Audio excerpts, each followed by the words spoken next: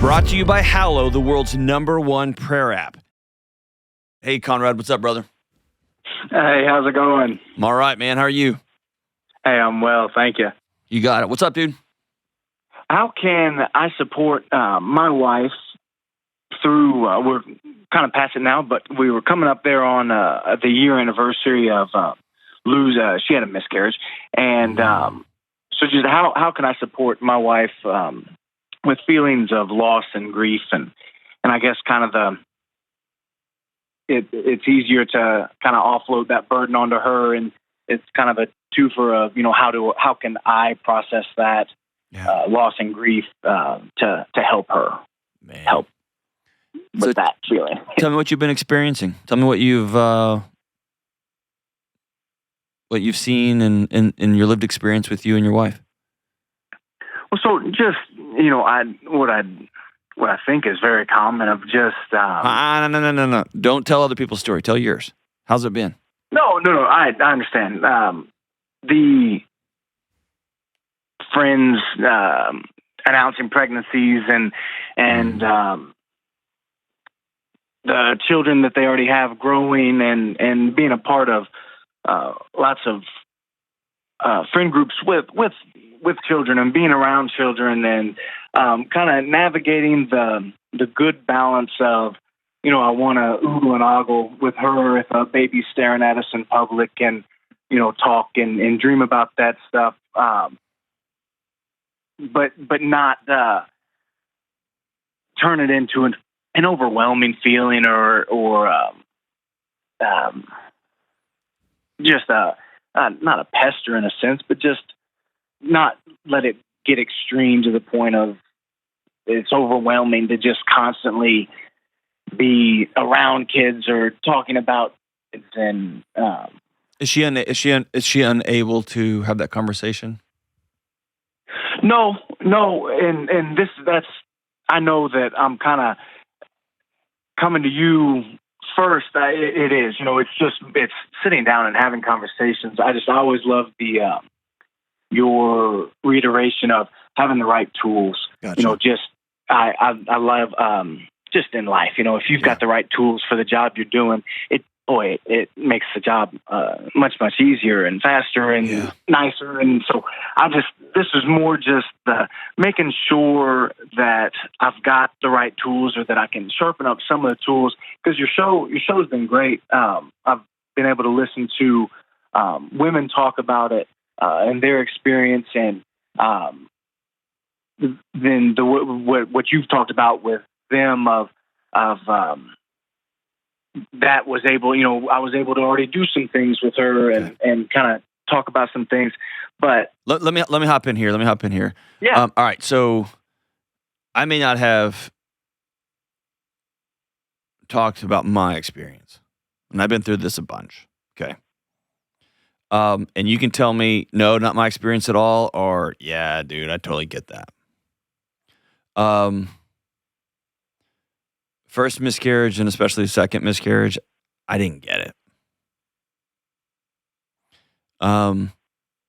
It was a loss, and I was sad, and I was bummed out. But it wasn't my body that was changing.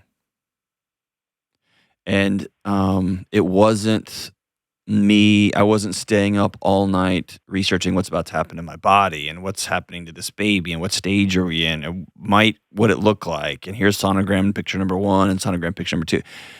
For me and for many, many, many of the men I've sat with over the years, it didn't register there with me. In fact, I kicked into, okay, how much money are we going to have? We're going to be able to afford it. It just became very practical for me. I also did not immediately start thinking of, I didn't grow up with a lot of little kids around me, and I didn't babysit. I didn't have these images already in my head of toddlers and middle school kids and dances. I didn't have that. My experience has been that countless women find out they're pregnant and they immediately start living into this picture, imagining what's it going to be like? What's this going to be like? Oh my gosh, this will be cool. Here's what the nursery will look like. Here's what first grade are they going to go to? I didn't go there. I didn't even know to. Not an excuse, just is.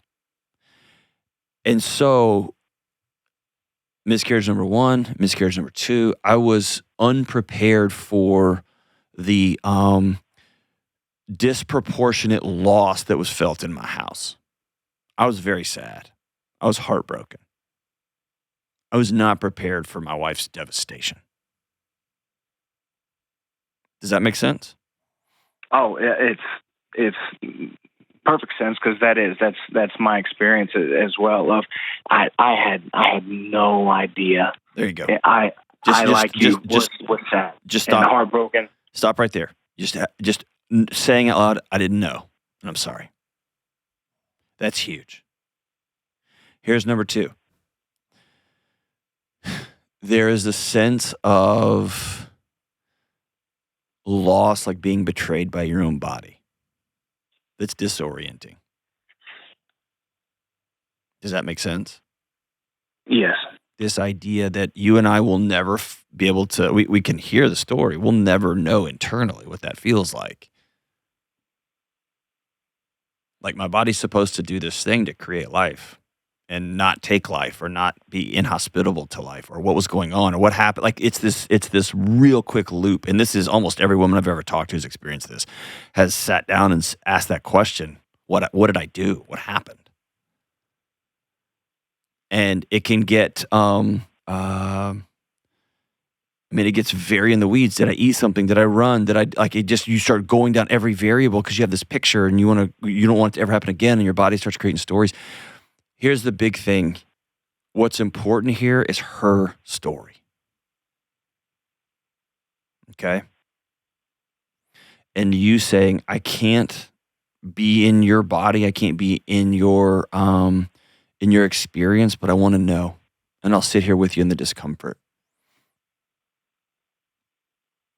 And here's a couple of ways you can do that. Did y'all give this this child that you lost? Did you give him or her a name? After hearing you speak with some others, I had just brought it up to what would you have done? What would I have done? And we just it was nothing direct, but just like, hey, what name is the first one that popped into your head? Mm-hmm. Did y'all come up with one? Yeah, we did. What was the name? Bella. Okay. I am somebody who believes deeply that speaking the names is important.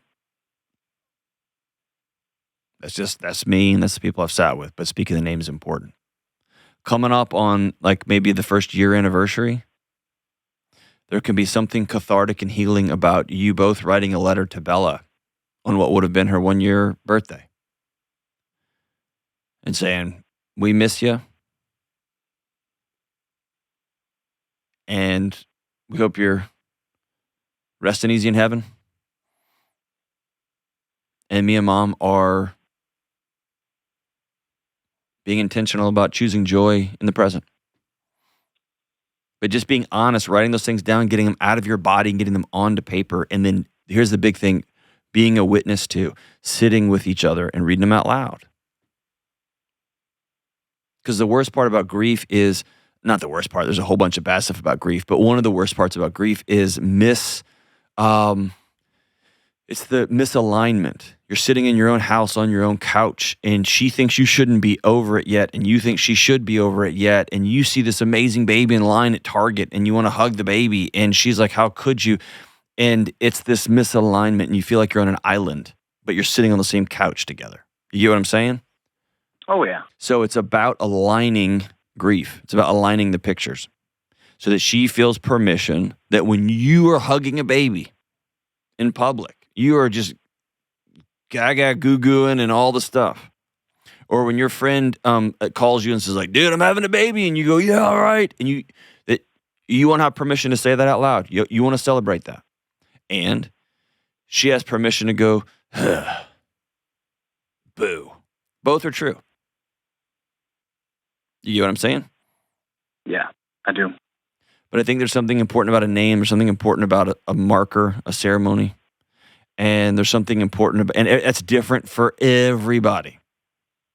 I got some friends who did a small thing one time 20 years ago, and cool. I went and got the names tattooed on my body. They're on my body next to my kids' names that are tattooed on me. Like, everybody does it differently. It's not a right or wrong way to do it. The thing is, you need to do a thing. And to give her permission, your wife permission, to tell the story a year later. And maybe that is you being real brave and saying, hey, tonight after dinner, I want to do something kind of weird, and it's going to be heavy. Are you in? Oh, gosh, Conrad, what now? I want to talk about Bella. And she'll go cold, right? She would freeze if you said that, wouldn't she? Yeah, she'd be quiet, but okay. Say, I want to hear your story. What are the things I don't know? And your job is just to sit there and show up in that discomfort so that she's not alone. And you, brother, if you haven't yet, I want you to be honest too about it all. Because it wasn't until my wife told her story to me that I exhaled and I got to be honest with myself. I was way sadder than I had let on. I was way sadder than I had even acknowledged with myself. That loss was bigger than I'd even thought. Ugh. I'm sorry for both of y'all's loss, my brother. Grief demands a witness. Story's got to be told. The name's got to be said. And grief demands people sit in that discomfort, not with solutions and not with a bunch of answers and not with a bunch of you shoulds and are. Just, I hear you, man. I'm sorry. And for everybody listening, somebody else's joy does not diminish your hurt or your pain. Both can be true. And what I have found in my own life is celebrating other people's joys, especially when I'm hurting, not hiding from their joys. I can't go over there to that birthday party, not after. Celebrating their joys has become one of the greatest antidotes to my own hurt. Because your body begins to realize there is laughter and there is life and the sun does come up, even when you can't see it. Thanks for the call, Brother Conrad. Appreciate you, man. Everybody who experiences it, pregnancy loss, it's hard, heartbreaking, it's gut-wrenching. Sit with each other. Write the stories and say the names. Download the Hallow app today and get 3 free months at hallow.com/Delony.